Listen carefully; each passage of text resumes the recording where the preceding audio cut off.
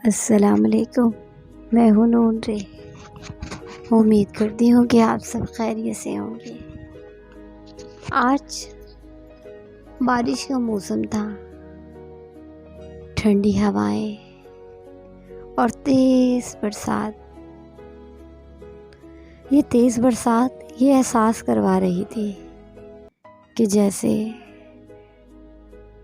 ایک دم طوفان آیا اور سب کچھ لے گیا، اور دیکھیے تو کہ تھم بھی گیا، پر سب کچھ برباد کر کے، سب کچھ لے کر۔ ہماری زندگی میں بھی ایسا ہوتا ہے کہ ایک ایسا طوفان آتا ہے کہ ہر چیز ادھل بدل ہو جاتی ہے۔ ہمیں سمجھ ہی نہیں آتا اس طوفان کے آنے سے یا جانے سے ہم خوش ہوں یا اداس ہوں یا ماتم کریں۔ ایک عجیب سی اداسی ہمارے ارد گرد پڑاؤ لے لیتی ہے، اور ہم بنا سوچے سمجھے ایک ایسی کیفیت میں چلے جاتے ہیں کہ کوئی ہم سے بات کرے یا نہ کرے ہمیں فرق نہیں پڑتا۔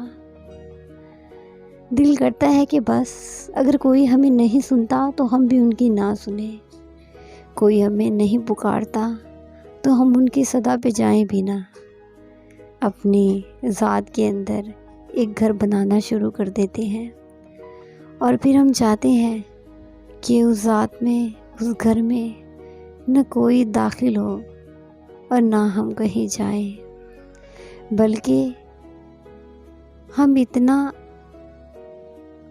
اور اس طرح اپنی ذات میں مگن ہو جاتے ہیں کہ کوئی کھٹکھٹائے، دستک دے، پھر بھی ہم کھولتے نہیں،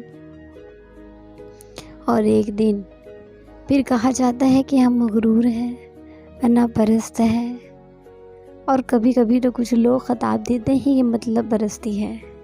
مجھے بتائیے کہ دھوکہ کھانے کے بعد یا اعتبار اٹھ جانے کے بعد یا یہ احساس ہو جانے کے بعد کہ دوسرا انسان کہ صرف مفاد پرستی کے بنا پہ آپ کے ساتھ قدم سے قدم ملا کر چلتا ہے، اگر آپ راستے الگ کر لیں تو بتائیے اس میں قصور کس چیز کا ہے؟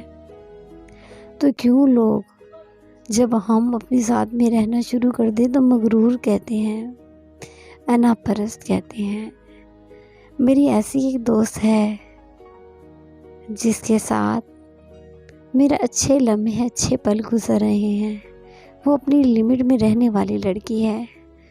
جب اسے قریب سے جانا، قریب سے دیکھا تو پتہ چلا کہ وہ تو مخلص، بھرپور محبت سے بنی ہوئی لڑکی ہے، جو پازیٹیو وے میں چلتی ہے اور چاہتی ہے کہ دوسرے لوگ بھی پازیٹیو وے میں چلیں، لیکن اسے کہا جاتا تھا کہ مغرور ہے، ایٹیٹیوڈ ہے، پر رفتہ رفتہ معلوم ہوا وہ ایٹیٹیوڈ نہیں، بلکہ انہوں نے اپنی پرسنالٹی کے لیے ایک پروٹیکشن والی دیوار بنا رکھی تھی کہ اس طرح کوئی بھی چاہے جھانک نہ سکے۔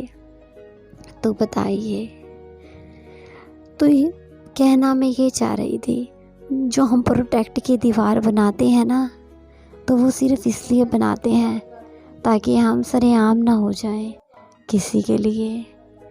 اسی وجہ سے ہم اپنی زندگی تنہا گزارنا شروع کر دیتے ہیں۔ ہاں، جب ہمیں لگتا ہے کوئی مخلص انسان ملے، ہماری سنتا ہے، تو ہمارا دل بھی کرتا ہے ہم اس کی سنیں، اس کے ساتھ فیصلے کریں۔ اسی کے ساتھ اجازت چاہوں گی، اللہ حافظ۔